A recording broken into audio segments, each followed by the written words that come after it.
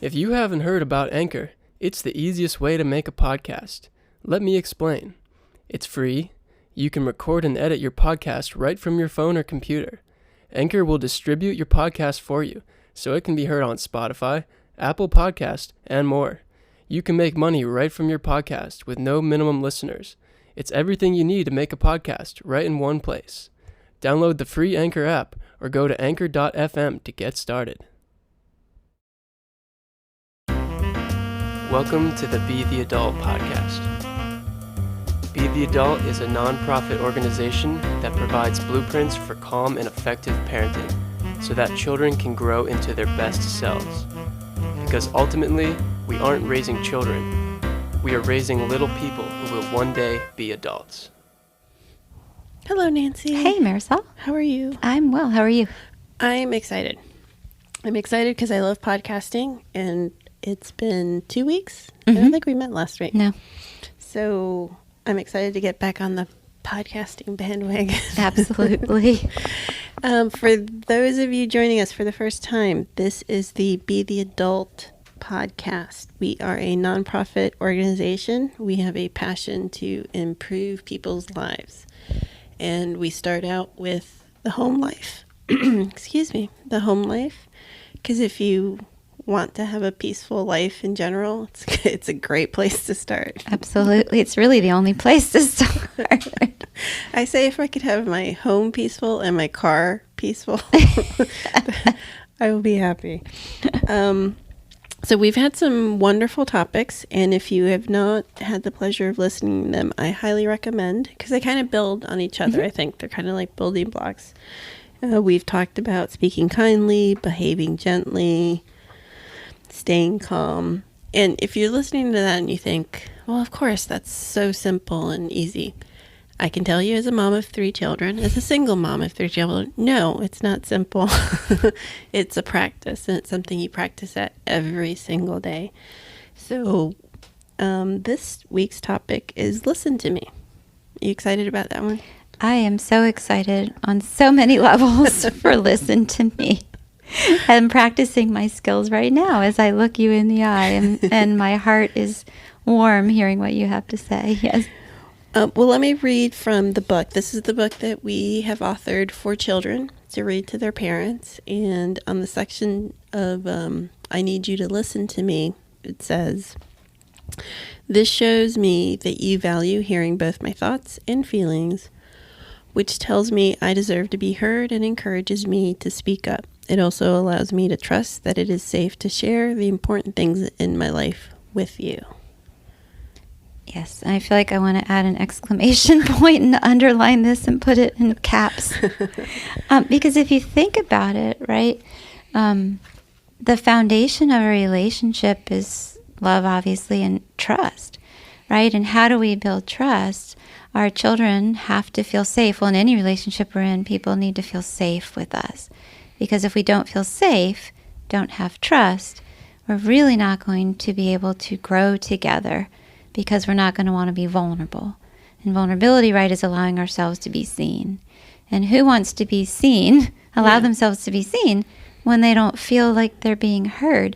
Have you ever had the experience when you're talking to someone and you feel like you're talking to a tree? All the time. All the time. And what does that feel like? Not great. No. Do you want to be in contact with them? Do you want to form a relationship? No. Mm-mm. And so our children look to us, hopefully, as the end-all and be-all, right, of the most important people in person or people in their lives. And if they don't feel like we're listening to them, they don't feel safe with us to share and be vulnerable and look to us for leadership and guidance. And then another layer, I always talk about layers of things, right? They don't feel like they deserve to be heard. Because if my own mom or dad doesn't want to hear me, I guess I don't have anything valuable to say, or I guess I'm not valuable. And then they take that out into the world and their relationships and perpetuate relationships like that. And exactly, we don't want that for them. No, I find this one interesting for me because I grew up in a culture where it was you're not even seen, much less spoken. Wow, double whammy, right? Yeah.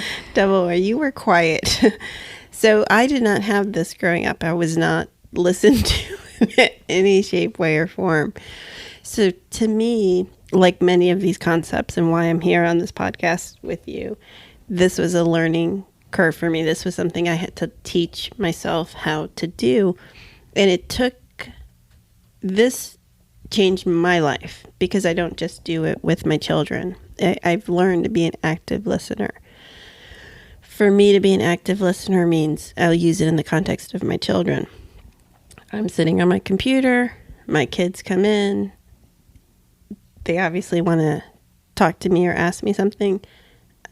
I turn away from my computer, I shut down the phone, I focus my attention on them. And that's a new skill. That's not something that I would say 5 years ago before, we all had all these smartphones and tablets and things that maybe I was good at doing. Maybe it was like, give me a second, let me finish this call. Let me handle this. I'll get right back to you. And that's changed. Now, if they come in, unless it's an emergency, unless it's a something work-wise that I have to finish. But even then, I'll say, give me 2 minutes and I'll give you my full attention. And so they've learned that when I pivot and give them my full attention, I'm listening. Right. And to be an active listener, I've learned, means not to be in my head ready to respond to what they're saying. Right. Which is also something I had to teach myself. Because my daughter or son would start in on something. I already knew the answer. Right. In my head, I already... You knew the right answer, right? I've already been through middle school. Right. I know what to reply here. I had to teach myself to just kind of be an open space, to have them say whatever it is they need to say. And what I've learned, and this is like the most important thing I would want to convey to anyone listening, it's not 20 minutes, it's not 30 minutes, it's not 8 hours. It could be, depending on the situation. Most kids just want that active listening for a few minutes, and it means the world to them. Absolutely. Because what it means is that Mom values me enough to want to hear me, right? And so that's part of building our kids feel good enough, which is super important. We've said it 1,000 times. So you were kind of segueing into how to do this, right? And before we talk about that, I just really want to kind of validate what you're saying, that it doesn't mean we let our children interrupt conversations, walk all over us. We have to give them our immediate attention. Absolutely not. That gives them too much power. We don't want that, right? What it means is that when the timing is right to talk to them, that we're present with them, right? And the way you communicate to someone, we communicate that we're present, is that when we can, we turn our bodies to them, open heart to open heart is the way I like to think about it. For children, we get down on their level if we can, if it's safe to do so. Not if we're cooking a pot of water that's boiling. We want to, keep everyone safe first. But it's really hard to have emotional intimacy, a closeness, when you're not kind of looking someone in the eye, open heart to open heart, more often than not. And so we want to maintain the eye contact, right? We want to open heart to open heart. And then what we want to do is what we call validate, right? It's reflective listening. So what I like to say is that I I picture a pot on the stove, right? And I take in the ingredients from you. What I see, touch, taste, hear, and smell from you. 5 senses, right? Because any data you can take in through your 5 senses is present data. It's actually in this moment, right here between you and I. So I take in your 5 ingredients, right? If there are 5, right?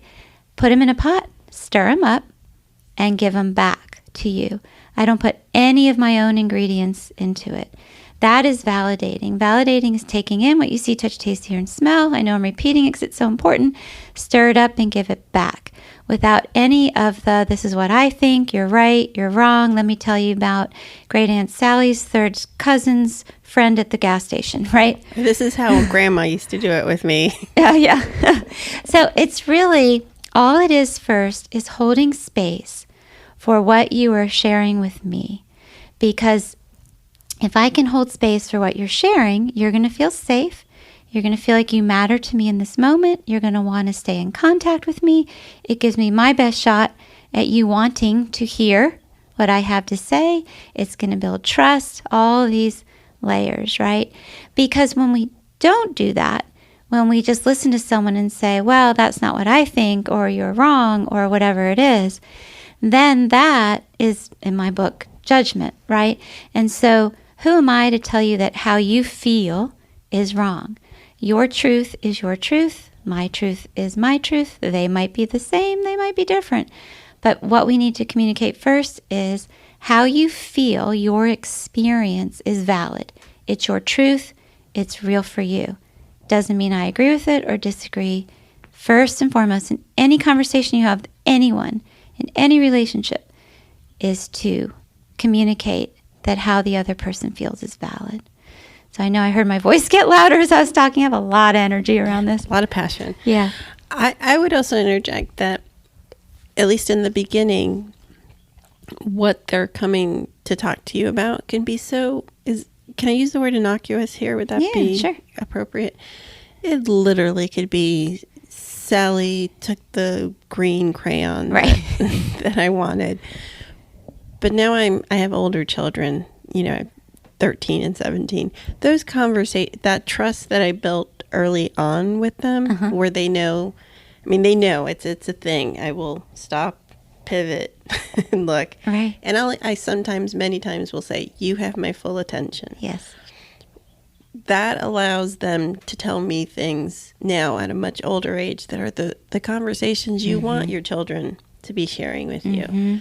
And it's one of the most meaningful tips that I've gotten working with these parenting tools that's helped me very much with my kids. Great. Yeah. So you give a perfect example of how to do this, right? So I tell my children, I would love to hear what you have to say. Sometimes I'm not in a space to be able to do that, and that's not fair to you, nor is it fair to me. So if I can't give you my full attention, I am going to, if it's appropriate, turn to you and say, hey, I'd love to hear what you have to say. I will come find you, or you can come back in 10 minutes, or when I'm done cooking dinner, or whatever it is, right? Or we can come up with a sign, right? So I put up a finger, and I say, from now on, when I put up a finger, my pointer fingers, sorry to clarify that, it means that I know you want to talk to me, I want to hear what you have to say, and I will come get you, and I will come find you when I can talk to you. Yeah. It's a wonderful tool, and it's helped me outside of my children to be an active listener. It is a practice. Right. It is very easy to be in a conversation with anyone, not your children, having them spew out everything that they're talking about. I don't mean to use the word spew, but right. Throw share. up, right. whatever, share their stuff. And prior to getting this technique in my life, I would be judging in my head. We all do that. Yeah, it's human nature. No, I don't. Now I have a way to listen without thinking or judging. Right, because when you think, it pulls you out of the moment up into your head, typically into your history, right? Wow, I know she said that before, and then into the future. Well, what am I going to say about that? And then the person can feel that we're not present with them as fully as we need to be, and then we rob ourselves of the chance to really respond authentically, being in the moment. And you bring up another good point. What most people want in relationships is to feel heard. If we don't feel heard and seen, right? If we don't feel heard and seen, why be in that relationship? Why? Right? If someone doesn't value me enough to listen to me, my hope is that I would feel good enough about myself that I wouldn't want that, right? And so it could be as simple as, like you said, a 2-year-old saying, I'm so mad because Sally took my green crayon. And most of us say, oh, it's okay, here's another one. We try to fix it. Or it's really not a big deal, right? Which is basically dismissing our child's feelings. We know there are other crayons. But to them, that green crayon was the most important thing in the world to them in that moment. So if we validate, right, if we take in what we see, touch, taste, hear, smell, stir it up and give it back, we'd say, wow, you're really upset that your green crayon was taken. Or an older child says, my boyfriend broke up with me and it's the end of the world, right? We know that this is part of their journey. Everybody gets their heart broken. We move through it. They'll find somebody else. But in that moment, to this child, their heart's broken. So when you look your child in the eye and say, wow, I see how much your heart is hurting right now. I hear how upset you are, right? Showing up that way in any dynamic, even at work, when a coworker says, it's really unfair that I have to stay and finish the report when I did it last week and you don't, and you get to leave. And we say to the coworker, instead of explaining, well, blah, blah, blah, blah, we look at the coworker and say, wow, I hear that you're really upset. You feel like it's unfair that I get to go. When you do that, you're really communicating to the person that they matter to you, that they have value, that what they're saying is important. Then you can spring into a dialogue around it. But if you just start by dismissing what they're feeling, or they feel dismissed, or they don't feel heard, then the conversation is going to take a different turn. Our children will feel like, wow, did mom even hear me? Does she even care what I'm saying? I have a friend, and she did this, and I thought it was a fabulous technique, and I've stolen it from her, which is the car pickup line. Uh-huh. When you have kids who aren't driving and you go to pick them up. I'm going to speak to females more than male, and I'm not trying to be sexist, but especially middle school, high school age, there's a lot of drama that can come up when they sit in the car. Normal. Annoying, but normal, yes. And my friend and I would be on the phone talking as we're waiting for our kids to get in the car. And she taught me, as soon as her daughter got in the car, my daughter's in the car, I'll call you back later, and would hang up. And it was such a beautiful message to her daughter that I'm here, and whatever you need to outpour, I'm going to listen to you. For that 15-minute ride to your next after-school activity or back home, you have my full attention to, download I love that. your middle school day.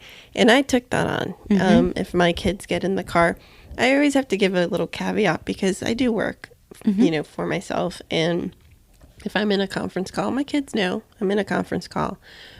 But I have learned to, when I'm giving you my full attention, you're getting my full attention.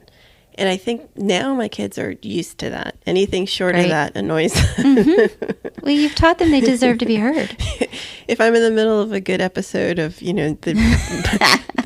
that's not enough. They expect me to shut it off and listen to them. But it's a wonderful technique. And the one thing I want to reinforce about this and all of them, it's a practice. It's not going to happen every single time.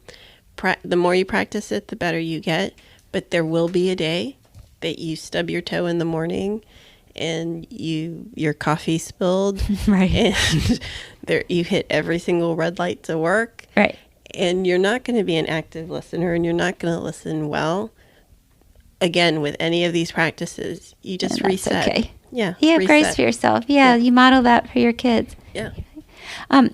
So another point about this, right, is we're teaching our children how we want to be interacted with and how to interact with others to form the healthiest possible relationships. And so as long as we model this more often than not, we're showing our children we're not perfect at it. We're not perfect at any of this, right? And nobody's perfect, right?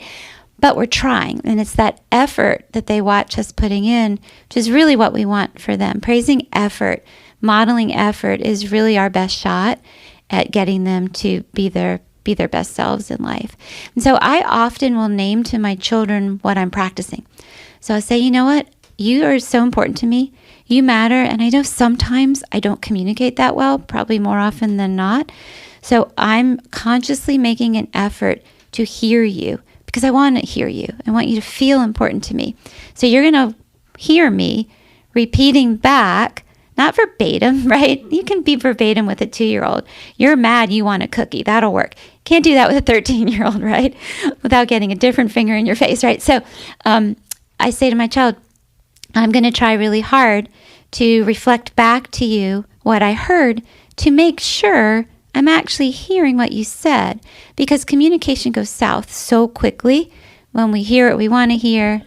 Yeah, you're shaking your head. I would even interject that communication is one of our weakest skill sets. I'm going to speak locally into the United States, Yeah. we have lost the ability to have honest, clear communication. It's, in everything, it feels like it's very reactive and no one's listening to the other person. So if we could start this in our home and then hopefully grow out, it would be a wonderful gift to humanity. Absolutely. And I think the reason for that is because there's a lot of anger, hurt, sadness, and fear right now, whatever you want to label that. A lot of trauma. And when you're in all of that, the smarter, clearer part of your brain clicks off. And it's so hard to do that. So that's why this book really builds upon, each chapter builds upon itself, because we have to work first to get ourselves calm, non-reactive, so we can be in a space to actually listen, hear, validate, which means reflect back what you heard, to make sure that the other person feels heard, that I heard exactly what you want to say, and then and only then can we move forward in the dialogue. Yeah.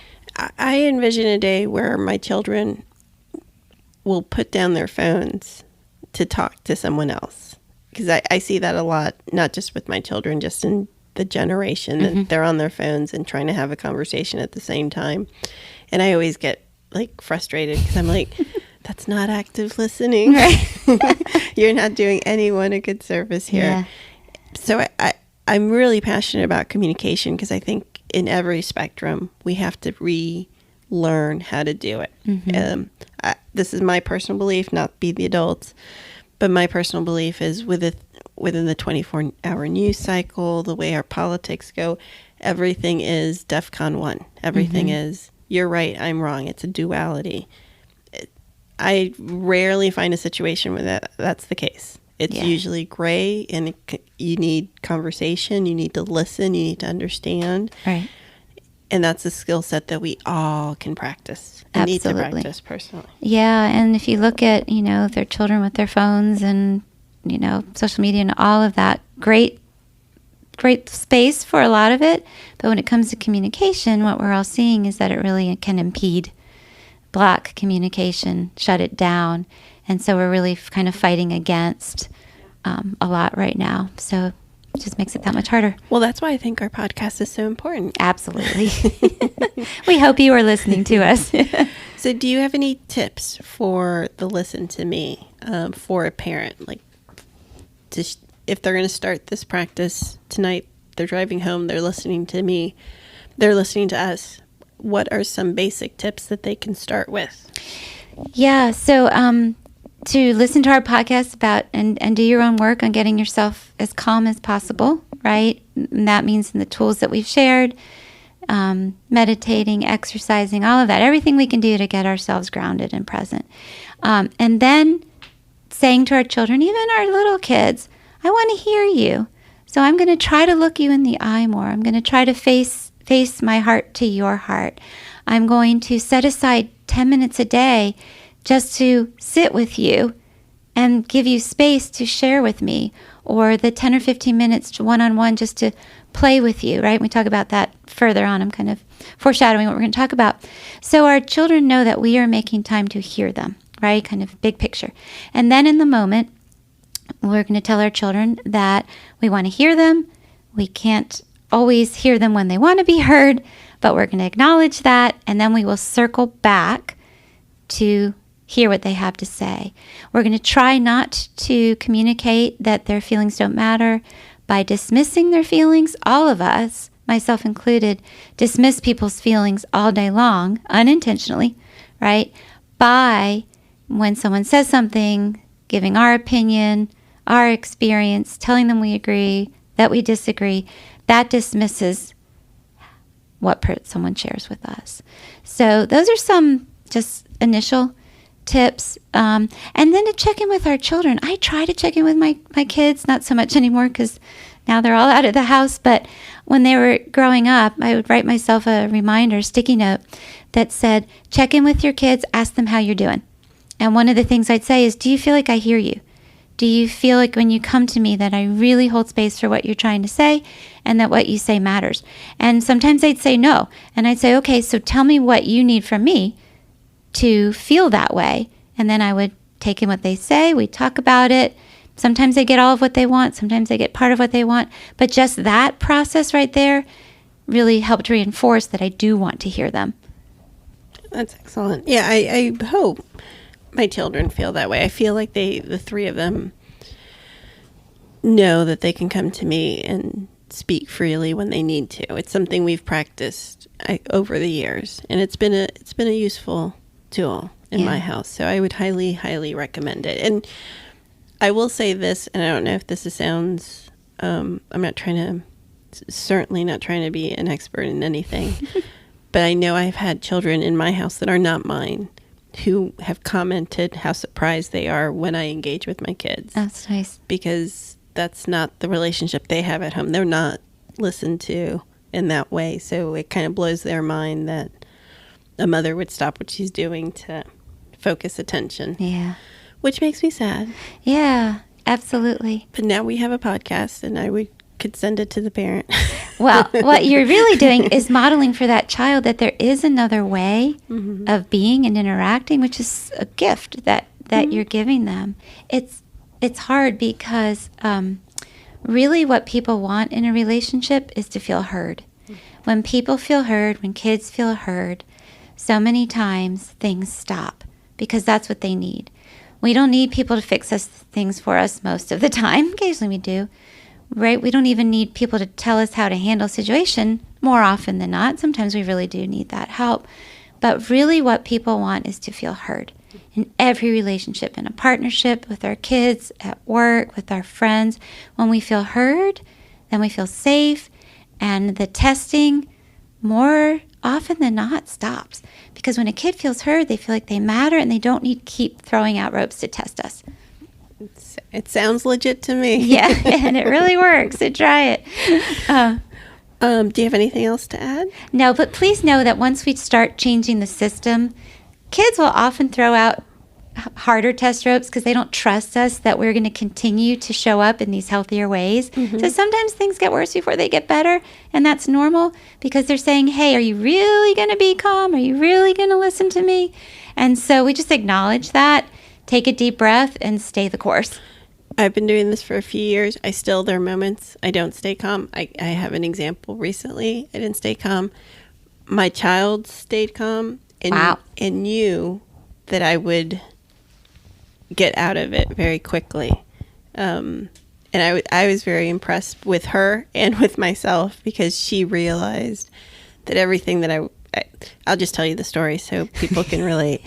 I don't like to be late. I don't like to be late, and I was taking my child somewhere, Chapel Hill, which is a few hours away, and I was running late to get her. The Wrightsville Bridge was up, and I was out of my body. I was not focused. I was not centered. I was not grounded. I was airy. Spinning. I was spinning, and I go to pick her up, and I just was so annoyed by the fact that we were going to be late that I spun out, and it took me getting out of the car, going to my room, spending about 15 minutes. I wouldn't even call it meditating. I think I would just call it laying on my bed. Breathing. Yes.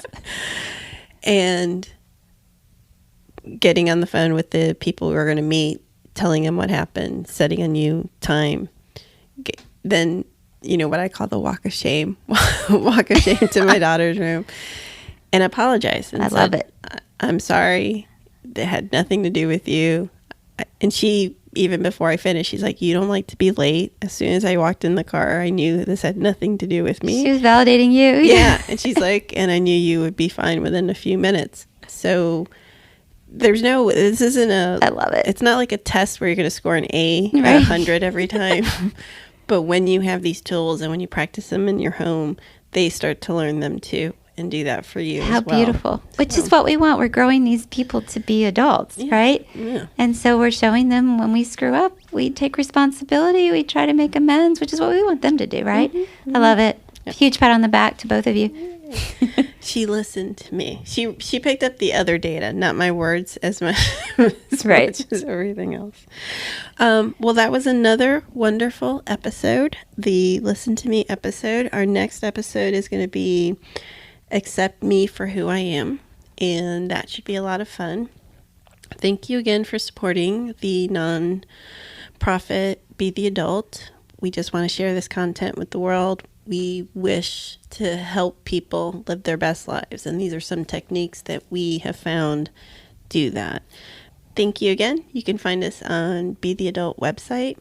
If you're interested in joining our fundraiser, please check out our website, www.betheadult.com. You can also find us on Instagram for some motivational, what do you call it, Instagramming? Yes. I'm learning from you. I'm not sure what you call it. And we are on Facebook, and we would love for you to follow us and share this episode with anyone you think might enjoy it. Absolutely. And please take what we teach today and explore it on your own, and make it yours. Yes. Thank you for listening to the Be the Adult podcast. Please follow us on Facebook and Instagram, and don't forget to rate and subscribe to our podcast. A special thank you to a few of our Barn Dance Barbecue fundraiser sponsors for their generous support. Brett Tushingham Wealth Strategies, Coastal Carolina Radiation Oncology, the Valentino family, Nunnally Fine Archtop Instruments, Carolina Storage. See you on the next episode of Be the Adult Podcast.